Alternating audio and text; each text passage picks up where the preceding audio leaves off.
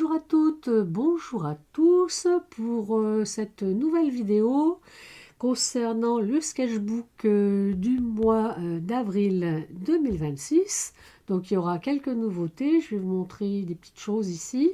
Donc je vais les pousser, je vais vous montrer une nouvelle palette, les papiers que j'utilise avec, et on va passer tout de suite au vif du sujet, le sketchbook du mois d'avril. Je me répète, mais c'est normal. Alors,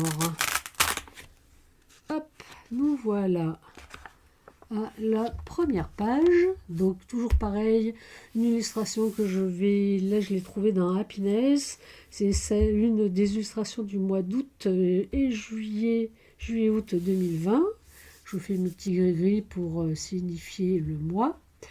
Alors, vous allez remarquer que le son est largement meilleur que d'habitude, puisque là, je ne suis plus en prise directe du son sur ma caméra, qui est juste au-dessus, mais avec un micro qui est à côté de moi, puisque j'ai décidé depuis un mois de faire de la ASMR, donc je me devais d'avoir un micro digne de ce nom. Donc du coup, je m'en sers aussi pour ces nouvelles vidéos. J'espère que vous apprécierez cette nouvelle qualité.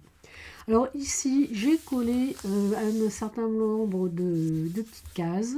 C'est le résultat de travail produit à la Maison du Bellage avec l'un de mes deux groupes de seniors. Donc je leur ai fait faire avec de la peinture acrylique d'études des taches, des traits, des ensembles de ronds, et puis après avec toutes les couleurs de la palette qu'ils avaient à disposition, des formes à base de lignes, et surtout un pinceau avec des poils assez durs pour que ça permette de faire des traces comme ça au fur et à mesure.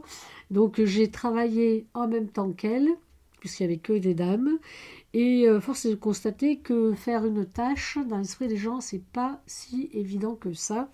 Il a fallu à chaque fois que je fasse des démonstrations, donc j'ai travaillé avec elle, et du coup je suis revenue dans mon sketchbook pour mettre 6 petits carrés de ce travail-là, parce que c'est toujours intéressant. Évidemment, l'idée part d'une idée de l'année dernière que vous avez dû voir dans mon sketchbook 2025, et je vais souvent, chercher des idées dans mes anciens carnets pour alimenter ces groupes d'expression artistique.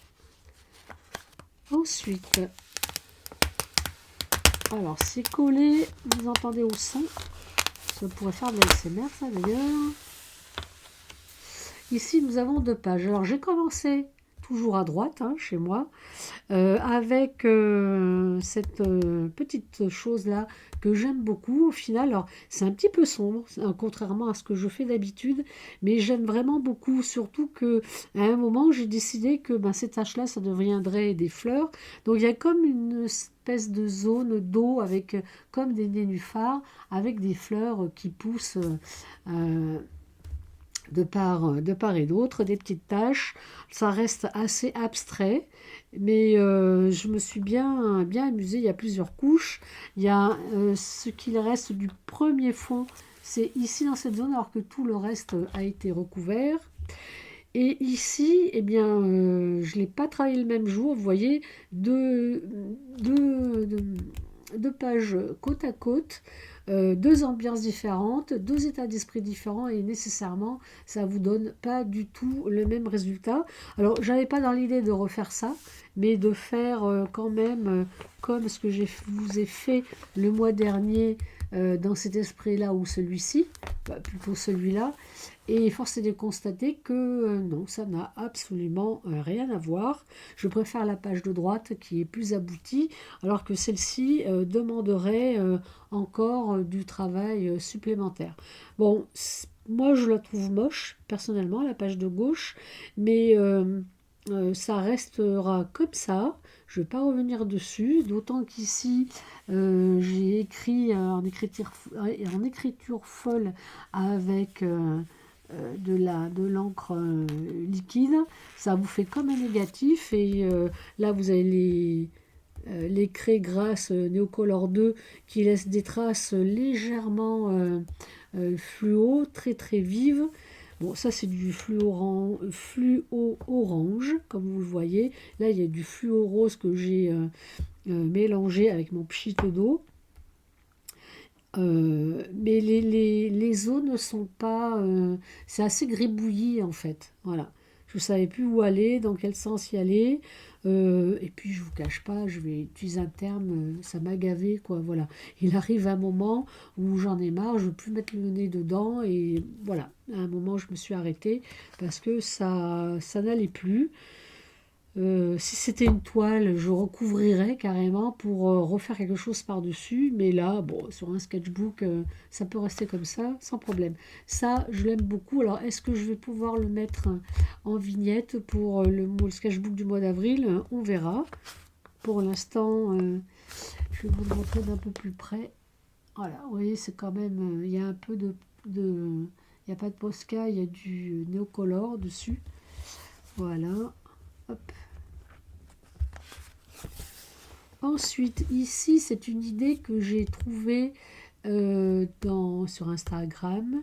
C'est une artiste qui faisait 6 vignettes. Alors, j'ai reproduit ce qu'elle faisait avec le matériel qu'elle faisait. Donc, il y a du film étirable, il y a du calque, de la compresse de gaz, du sel, de l'alcool à 90 et ici du liquide vaisselle. Et je refais pareil avec uniquement 2 couleurs au sennelier. Alors sachant qu'ici ce sont des couleurs granuleuses que je vous ai montré le mois dernier, la boîte numéro 2. Hein, si vous ne vous souvenez pas, c'était cette colorimétrie là, avec ces effets là pour les couleurs les plus denses. Voilà. Donc j'ai acheté une autre boîte qui est la première. Alors ils l'ont pas numérotée, mais vous voyez, on a quand même... Voilà, ça c'était la première que j'utilise dans mon sketchbook. Et ça c'est la seconde que vous allez voir ce mois-ci. Donc j'ai utilisé la boîte numéro 2, 2 couleurs, le Cosmic Olive et le Cosmic Violet. Donc c'est sur du papier coton, parce que ça granule mieux sur du papier coton que sur du papier cellulose. J'ai bien détrempé le papier pour que le papier boive bien l'eau. Et ensuite j'ai posé la couleur, 2 couleurs à chaque fois. Et après avoir mis chaque couleur, j'ai mis, donc, comme je vous l'ai dit tout à l'heure, du film étirable ici, comme ici. Alors là, vous avez 2 couleurs sennelier. Vous voyez, il y a quand même une sacrée différence. Ici, du calque. Alors, le problème du calque, c'est que quand il se mouille, il se recouvre. Donc, je l'ai scotché. Mais ça m'a fait des zones un peu bizarres. Donc, ici, j'ai pris du papier cuisson plutôt. Donc, le résultat est assez intéressant. Vous pouvez grossir votre vidéo hein, pour voir tout ça en détail. Ici, la gaze, malheureusement, tout est trop clair. Alors, on voit bien la fibre. Donc, ici, après avoir posé la gaze, j'ai rajouté de la couleur. Donc, du coup, on a une zone ici qui est beaucoup plus marquée. Et c'est très bien. Là, c'est le sel. Alors, moi, personnellement, je préfère ce résultat-là à celui-ci. Alors, c'est pas du tout la même chose. Mais là, je trouve qu'il y a beaucoup plus de nuances. En termes de couleur, de blanc, c'est plus fin en fait comme résultat. Ici, je pense que j'ai mis à droite une trop grosse goutte d'eau d'alcool à 90. Donc ça m'a fait une énorme tache, ça a fait travailler les pigments, ça a fait une deuxième tache alentour. J'ai quand même essayé de tamponner et puis devait être presque sec. Donc là ça nous fait 2 espèces de tétons avec des auréoles et ici 2 petites zones. Alors c'est très intéressant dans ces zones là mais ce n'était pas le résultat escompté. Et ici avec l'aquarelle sennelier, c'est beaucoup plus blanchi. Je pense que j'ai essayé d'éviter les gouttes et j'ai juste tamponné avec un coton-tige. Et vous voyez, vers la fin, ça vous fait carrément des zones plus sombres au centre et plus claires autour. Voilà. Et enfin, celui que je préfère, je vais quand même vous le montrer tout près, parce que c'est pas évident. C'est au liquide vaisselle, Moumoun, comme dirait l'autre. Donc à droite, ça a totalement foiré, il n'y a eu que des traces d'eau, les bulles ne marquaient pas. Il n'y a pas de bulles, voilà, il n'y a aucune trace de bulles, il n'y a que des traces d'eau. Alors qu'ici, on a toutes les formes, on a l'empreinte carrément de la mousse à base de liquide vaisselle qui est restée dans la zone granuleuse. Alors évidemment, autour, ça a blanchi, parce que je pense que le savon liquide a rassemblé les pigments vers le centre. D'où l'intérêt, vous voyez, il y a des zones quand même à l'intérieur, des zones plus claires. Et j'ai adoré faire celui-ci. Alors que celui-là, je pense qu'il a vu trop d'eau. Et ça n'a pas fonctionné en fait, carrément. Donc on va commencer avec la page de gauche, avec donc cette nouvelle palette granuleuse. Alors moi, je suis totalement fan, hein, comme je vous le disais le mois dernier. Voilà, vous avez vos couleurs, un petit godet de mélange. Alors ici, elle ne se voit pas à l'œil nu. Là, vous avez un rouge, un rose, un orange, un bleu et un violet ici. Et ça quand même, à l'œil, on ne peut pas voir la différence des couleurs. Elle se distingue un peu, mais on ne sait pas que c'est du rouge, etc. Et c'est dans la granulité, je pense, qu'on dit comme ça, que l'on voit les différentes couleurs. Alors évidemment, il n'y a pas de rouge vraiment rouge, et le rose n'est pas très très rose. Alors ici, il y a un test avec un mélange de couleurs, parce c'est en se mélangeant que leur granulosité apparaît vraiment.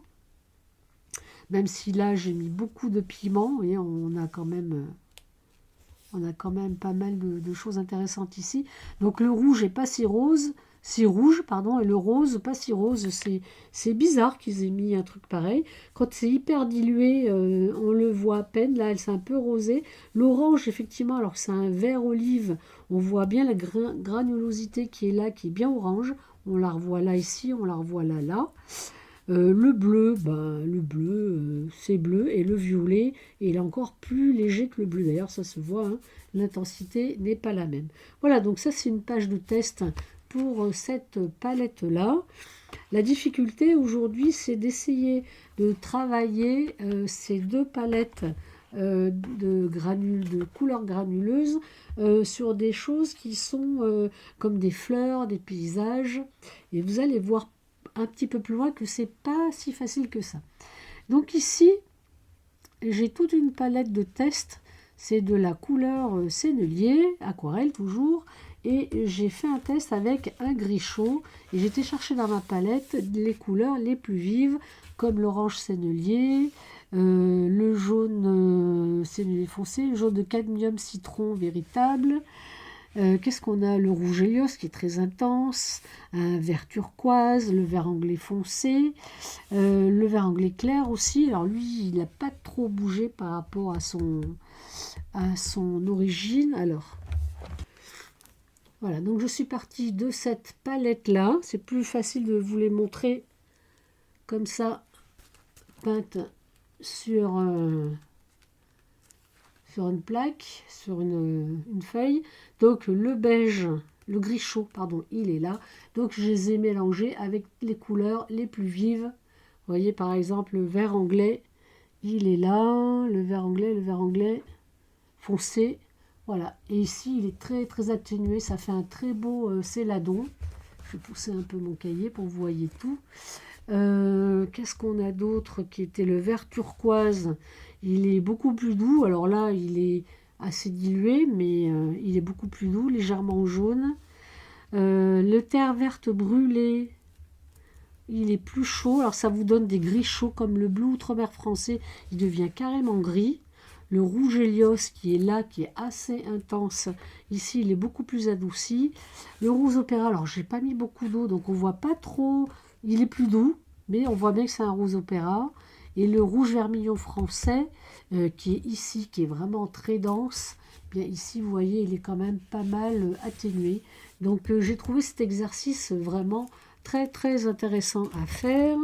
C'est un exercice que j'ai trouvé dans ce nouveau livre que je vous présenterai tout à l'heure, qui est un livre créé par Ondine de Peretti aux éditions Marabout. Voilà, donc je vous présenterai ça tout à l'heure. Et ici, vous avez un petit bout de quelque chose que j'ai fait avec uniquement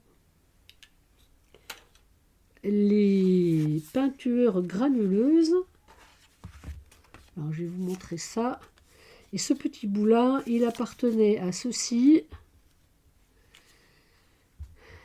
et à ceci. Voilà, vous voyez. Voilà, je vais vous le montrer ici. Alors, en soi, c'est pas vilain, hein. C'est pas vilain, j'aurais pu en faire quelque chose sans le couper au bout. Voilà. Mais moi, je voulais quelque chose, je voulais plutôt un paysage. Et j'ai obtenu ça pour l'instant. Voilà. Le souci de l'aquarelle, c'est que ça demande énormément de travail pour avoir un résultat vraiment fin et beau. Contrairement à l'acrylique, alors l'acrylique aussi, il faut travailler beaucoup, mais quand vous trompez, vous mettez une couche par-dessus, vous voyez, et puis au fur et à mesure, vous améliorez, alors que l'aquarelle, une fois que c'est posé, vous ne pouvez pas remettre des couches sans arrêt. Il arrive un moment où c'est vraiment un caca-boudin, quoi, c'est moche. Voilà. Donc, dans les tests que j'ai faits, comme celui-ci, vous avez ce genre de choses. Voilà, ce ne sont que des taches. Il y a des zones que je trouve quand même intéressantes. Et vous avez ce genre de choses aussi. Alors là, je trouve ça très intéressant au niveau de la lisière. Mais comme à mon habitude, j'ai mis beaucoup trop de matière. Donc ça ne devient plus lisible. Donc c'est à refaire. Évidemment, ces cartons, comme c'est du coton, je m'en resservirai au dos pour faire d'autres tests. Ce n'est jamais perdu.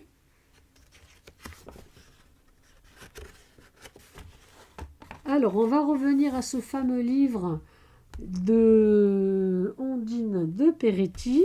Alors, ça vous dit certainement quelque chose, puisque je viens de vous montrer ça. C'est un exercice qui est issu de ce livre-là. Alors, c'est un livre quand même qui est très intéressant, avec quand même énormément d'astuces. Si vous voulez acquérir une base moderne de l'aquarelle paysager, vraiment passer par là parce que ça demande quelques minutes de travail. Alors, c'est pas tous les jours, tous les jours, ce n'est pas à chaque fois, j'allais dire, forcément réussi, mais vous avez très rapidement quand même des résultats.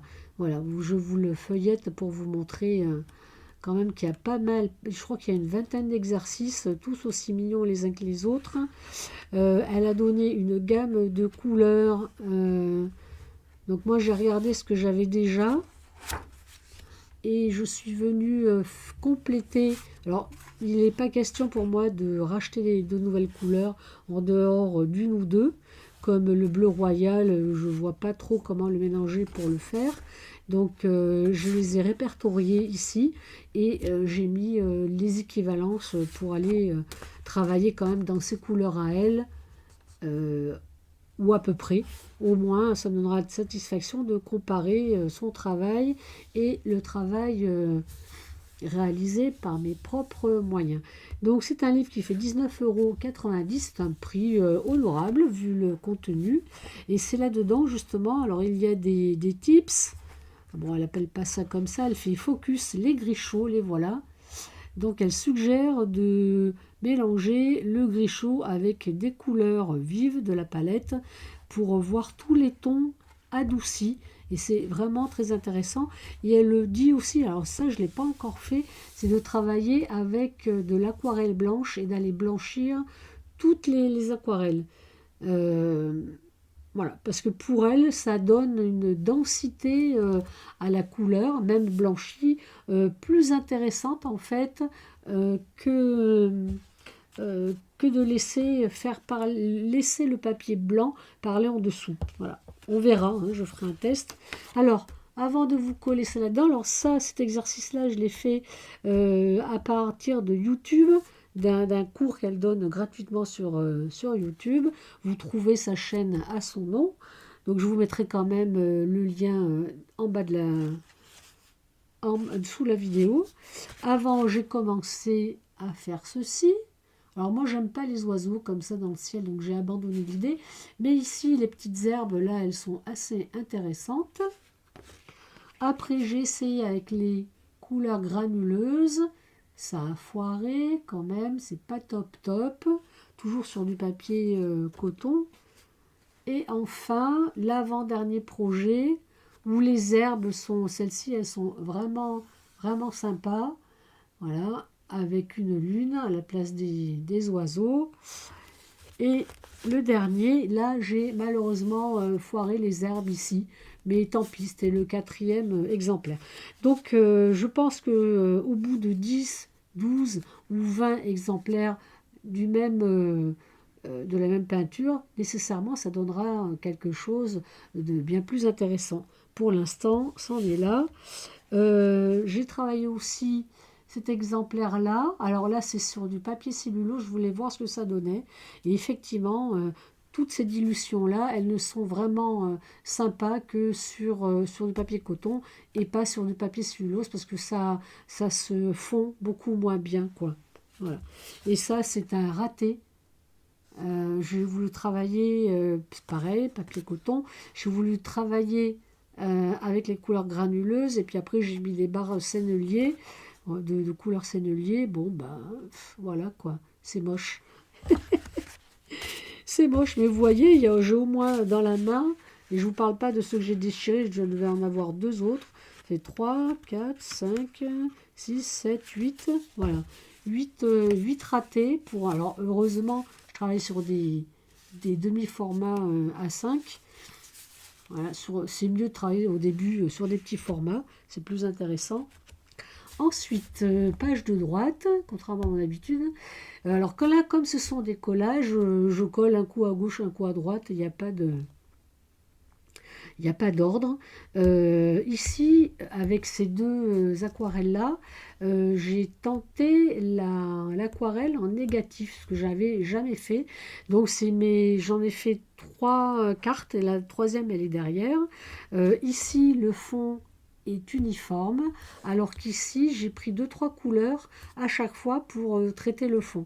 Donc c'est une juxtaposition, c'est un mot difficile à prononcer, une juxtaposition de couleurs. On part de la couleur la plus claire, on dessine là ici des feuillages qui vont servir de réserve, on pose une 2e couleur tout autour des formes qu'on a dessinées et on recommence. Sur ce 2e fond, on redessine des feuillages, on redétourne les précédents feuillages et les nouveaux, et on recommence. Donc ici, vous avez 5 couches de couleurs différentes. Ici, vous en avez 4. À chaque fois, les couleurs, alors ça ne se voit pas trop. Pourtant, ici, vous avez du bleu et du vert. Là, du plus clair. Là, c'est beaucoup plus bleuté. Et ici, c'est beaucoup plus vert. La différence, c'est qu'ici, j'ai passé une dernière couleur avec au pinceau large pour comment dire, flouter l'ensemble. Et je suis venue avec un chiffon propre épongé là où les feuilles sont les plus claires et ça donne cet effet-là. Donc là, on voit bien qu'il manque une couche ici. Là, c'est très bien rempli et ici, j'aurais pu refaire à nouveau du feuillage. Mais bon, ça prend énormément de temps, ça apprend la précision et ça apprend la patience. Donc si vous voulez en faire, tapez dans YouTube tuto aquarelle en négatif et vous allez retomber sur ces exercices-là. Ça occupe et ça délasse. Donc ça, c'est la 3e version, cette fois-ci avec des bulles. Donc j'ai adopté cette version-là qui veut que mes fonds ne sont pas uniformes, mais avec 2-3 couleurs différentes. Et j'ai fait ensuite mon travail de juxtaposition. Alors, je préfère franchement mes feuilles que des bulles. Voilà, là, c'est un peu côte à côte. Voilà, bon, ce serait à refaire, mais bon, les bulles, hein, c'est bon. J'en fais assez comme ça en acrylique. Donc voilà. Page de droite, ici j'ai testé donc ces deux boîtes d'aquarelle. Donc celle-là je vais la ranger quand même. Hop, voilà. Donc avec ces deux boîtes d'aquarelle granuleuse, je suis venue les mettre côte à côte, toujours sur papier torchon. C'est ce qui donne le meilleur résultat au niveau des mélanges. Et j'ai noté les couleurs utilisées et je suis venue avec ma palette classique de chez Sennelier rajouter la même couleur dans chaque zone. Donc mon jaune citron véritable, lui, devient légèrement orangé. Ici, il devient vert, nécessairement, puisque c'est un fond, même s'il est violet, il y a beaucoup de pigments bleutés. Et je suis passée comme ça d'une ligne à l'autre avec des résultats souvent assez surprenants. À partir de cette ligne-là, j'ai allégé le fond, la pigmentation des fonds. J'ai mis un petit peu plus d'eau. D'ailleurs, ça se voit, hein, il y a des zones qui sont assez diluées. Ici, j'ai été assez étonnée que sur cette couleur-là, le sépia naturel devienne noir, et alors qu'ici, il rend bien sa couleur sépia sur le violet. Ici, mon rose opéra, il a totalement disparu. Là, on le sent encore. Ici, on le voit. Là, on le devine. Il fait presque fluo sur cette couleur aurore bleue. Et ici, je continue avec les dilutions. Celle-là, à la différence, c'est que j'ai mis de la gouache blanche pour voir comment ça pouvait se comporter. Donc j'en ai rajouté plusieurs fois et c'est resté à un certain endroit assez blanc. Parce que je ne voulais pas que ça se dilue trop, je voulais avoir vraiment un résultat. Et ici, par contre, la dernière ligne, c'est aquarelle Sennelier classique, aquarelle japonaise granuleuse. Et vous voyez que c'est assez marrant, les couleurs ne vont pas se mélanger facilement. Voilà, chaque couleur repousse un peu l'autre. C'est avec des petites touches de couleurs comme le vert anglais, le vert véronèse, le bleu outre-mer de chez Sennelier. Voilà, c'est vraiment une page de test. Là aussi, ça prend du temps, mais c'est assez enrichissant à faire. Surtout quand on joue avec l'eau à chaque fois, c'est particulier. Enfin, je vais laisser ça. Voilà. Alors, la page de droite, je l'ai faite en dernier. Ici, c'est mon atelier du 22 avril avec les seniors de la Maison du Bel Âge. Donc, je les ai fait travailler avec des tubes de gouache. Donc, pas aiguisables, évidemment, pas effaçables non plus. Elles se sont croquées les unes les autres. Alors, comme elles n'étaient que trois, j'ai travaillé avec elles. Et c'est dommage que j'ai pas gardé mes deux précédents portraits, parce qu'on voit une nette évolution d'un portrait à l'autre, d'un travail à l'autre, sachant que celui-là, c'est le plus abouti. Et comme par hasard, c'est le troisième. Voilà. C'est très ressemblant. C'est une dame qui s'appelle Annie. Et c'est vraiment elle, quoi, avec ses grandes lunettes, sa tête ronde. Elle est brune, châtain foncé. Enfin, brune, châtain foncé. Et brune, en fait, avec des belles boucles d'oreilles. Il y a vraiment... elle s'est reconnue. Tout le monde l'a reconnue, quoi. C'est sympa. Et ici, je suis partie en cacahuète. Je savais absolument plus quoi faire, et à un moment je dis ben écoute, fais n'importe quoi, fais-toi du bien, lâche-toi. Voilà, donc c'est devenu un love sur un espèce de fond graffiti. J'ai peint un cœur et j'ai mis il n'y a jamais assez d'amour en ce monde. Voilà. Voilà mes petits délires perso. Et enfin, alors, c'est pas le meilleur pour la fin, mais c'est issu de ce bouquin-là, de Marie Toubon. C'est issu de cet exercice-là. Alors, ce livre, je l'ai depuis 2020. Alors, voici la première réalisation. Donc, mes plantes, elles sont pas vraiment top. Les fleurs, ça va. Ça aussi. La rose, elle est indéfinie.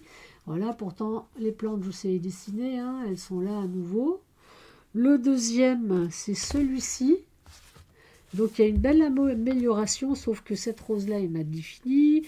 Là, ça va à peu près. Là, par rapport au modèle, ouais, pourquoi pas. Les plantes sont pas trop mal. Et j'ai essayé en fait une troisième version qui est là. C'est beaucoup plus grand. J'ai traité beaucoup plus grand. La rose est pas mal. Les herbes, les feuillages, c'est moyen. Là, c'est un peu trop grossier. Ma rose, là, elle a cafouillé parce que ça et ça, j'ai absolument tenu à les faire en aquarelle granuleuse et c'est pas du tout ce qu'il fallait faire. Là, ça se fond. Alors, je pense que sur des choses assez classiques comme ça, mettre quelques touches pendant que le papier est encore mouillé, c'est pas plus mal. Alors, ce papier, c'est un papier cellulose. C'est pour ces exercices-là, quand vous voulez faire ça et le travailler plusieurs fois, il vaut mieux aller sur du cellulose. Bon, l'autrice, évidemment, quand elle va faire un bouquin, elle travaille sur du papier coton pour un meilleur rendu. Et après, en plus de ça, c'est retravaillé à l'ordinateur. Hein. Donc, je pense que l'original n'est pas aussi parfait, mais voilà, c'est des bonnes indications. Alors par exemple, vous voyez, moi j'ai pas fait les petites herbes comme ça. Voilà, je suis pas encore dans ce genre de mood. Surtout que les fleurs, bon ben ces fleurs-là, j'en ai fait pendant pas mal de temps, pendant le confinement, et puis j'ai plus trop envie d'y revenir. Mais vous voyez quand même la progression, là j'ai encore une marge hein, au niveau progression d'un bouquet à l'autre, voilà, ça change, c'est plus grand, c'est mieux défini, ça l'est moins, voilà. Là, pareil, au bout du 20e exemplaire, ça commencera à être vraiment sympa. Bon, après, moi, j'ai mis des petits éléments qui ne sont pas dans l'exemple, mais voilà, c'est du boulot. Alors, l'aquarelle, effectivement, alors, c'est simple, mais c'est parce que c'est simple que c'est plus subtil, c'est plus compliqué. Il faut tenir compte de la quantité d'eau, de la quantité de pigments, de la qualité du papier, de la qualité du pinceau, de la façon dont le tient aussi. Est-ce qu'il est assez pointu? Est-ce que bon, il y a des tas de choses dont on doit tenir compte. Donc c'est pas si évident que ça. Alors ici, on est sur mon bureau, c'est pour ça qu'il y a les lumières qui se reflètent sur le papier, sur la nappe qui me sert de protection. Voilà, donc vous avez vu pas mal de choses quand même ce mois-ci. Il n'y a pas de collage ce mois-ci, j'en ai fait aucun. J'ai été trop prise avec ce travail d'aquarelle. J'ai beaucoup travaillé les techniques à l'eau au mois d'avril. Je vais continuer ces prochains mois. De temps en temps, quand je l'aurai assez, je me remettrai un peu à